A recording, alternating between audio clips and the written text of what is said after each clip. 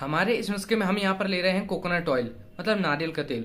तो ऑडियंस देखिए, coconut oil तो आपको किसी भी जनरल स्टोर या फिर किसी भी किराने की दुकान पर इजीली मिल जाएगा। अगर ये आपके घर में पहले से ही है तो ये तो बहुत ही अच्छी बात है। मैं यहाँ पर पैराशूट का कोकोनट ऑयल यूज कर रहा हूँ, आप किसी और कंपनी का भी या फिर पैराशूट का भी कोकोनट ऑयल यूज कर सकते हैं। तो आपको एक नारियल का तेल लेना है, और नारियल के तेल आपके हेयर ग्रोथ के लिए बहुत ही बेनिफिशियल होता है। मतलब ये हमारी हेयर ग्रोथ को इंक्रीज कर देता है, तो ये हमारे बालों के लिए बहुत ही लाभदायक होता है। और कोकोनट ऑयल के अंदर ऐसे कई तत्व होते हैं, मतलब ऐसे कई सब्सटेंस होते हैं जो हमारे बालों को पोषण प्रदान करते हैं और हमारे बालों को लंबा और घना बनाते हैं। तो सालों से कोकोनट ऑयल को घरेलू नुस्खों में इस्तेमाल किया जा रहा है, इसलिए हम भी हमारे नुस्खे में इस कोकोनट ऑयल का इस्तेमाल करेंगे। तो आपको करना क्या है ऑडियंस, तो आपको एक बाउल में या फिर एक कटोरी में 1 से 2 चम्मच कोकोनट ऑयल ले लेना है। तो मैंने यहाँ पर 1 चम्मच कोकोनट ऑयल ले लिया है, तो आपको भी 1 से 2 चम्मच कोकोनट ऑयल को ले लेना है।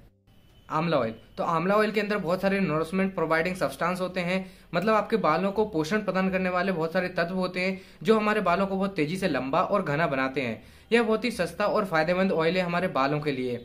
आंवला ऑयल हेयर्स को शाइनियर भी बनाते हैं। मैं यहाँ पर डाबर का आंवला ऑयल यूज कर रहा हूँ, आप चाहें तो निहार शांति आंवला ऑयल भी यूज कर सकते हैं या फिर किसी और कंपनी का भी ऑयल यूज कर सकते हैं।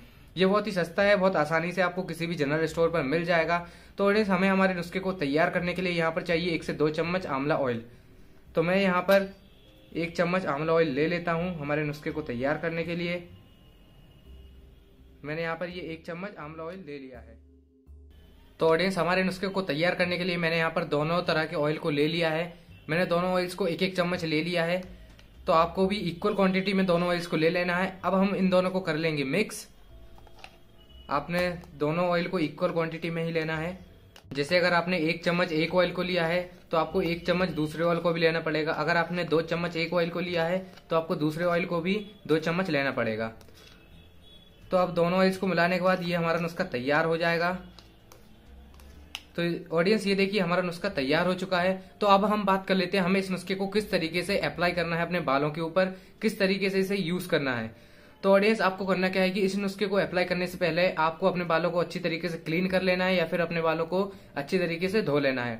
तो बालों को धोते समय आपको एक बात पर ध्यान देना पड़ेगा कि आपको अपने बालों में शैम्पू वगैरह कुछ भी यूज नहीं करना, सिर्फ नॉर्मल वाटर से अपने बालों को धो लेना है, जिससे आपके बालों में लगी डस्ट ऑयल सब कुछ निकल जाएगा। और फिर आपको अपने बालों को अच्छी तरीके से क्लीन कर लेना है। तो आपको इस नुस्खे को 1 सप्ताह में 3 से 4 बार इस्तेमाल करना है, मतलब इस ऑयल को 3 से 4 बार अपने बालों में लगाना है, जिससे आपके बाल अच्छी तरीके से ग्रो करेंगे। और आपको 3 से 4 हफ्तों तक इसे लगातार ऐसे ही इस्तेमाल करते रहना है।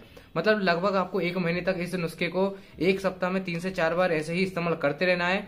और फिर आप देखोगे कि 1 महीने में ही आपके बाल बहुत अच्छी तरीके से ग्रो होने लगेंगे, बहुत तेजी से ग्रो होने लगेंगे।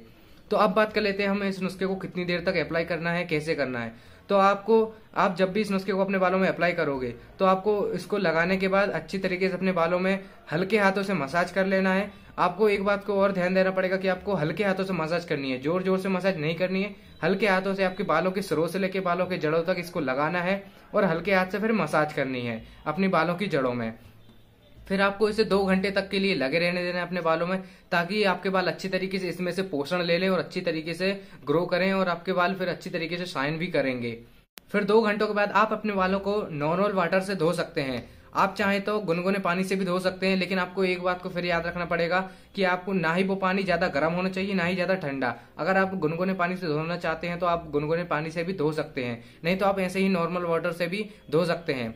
आप अपने बालों को धोते समय ना ही किसी शैम्पू का इस्तेमाल करें, ना ही किसी कंडीशनर का और ना ही किसी साबुन का। आपको सिर्फ नॉर्मल वाटर जो हमारा रहता है उससे अपने बालों को धोना है। नुस्खे को लगातार बालों में 1 महीने तक अप्लाई करने से आपको सच में बहुत अच्छा रिजल्ट मिलने वाला है। तो अगर आपको ये नुस्खा अच्छा लगा है तो इसको जरूर ट्राई कीजिए, बहुत ही असरदार और बहुत ही फायदेमंद नुस्खा है। तो ऑडियंस, हमारी आज की जो वीडियो थी यहीं पर कंप्लीट होती है। आई होप आपको ये वीडियो पसंद आई होगी, आपको वीडियो समझ भी आ गई होगी। अगर आपको ये वीडियो अच्छी लगी है तो वीडियो को लाइक करना, और हम हमारे चैनल पर हेयर ग्रोथ से रिलेटेड और हेयर प्रॉब्लम्स के सॉल्यूशन से रिलेटेड वीडियोस अपलोड करते रहते हैं, तो हमारे चैनल को सब्सक्राइब कर लेना। अब मिलते हैं हम किसी नए वीडियो में किसी नए नुस्खे के साथ।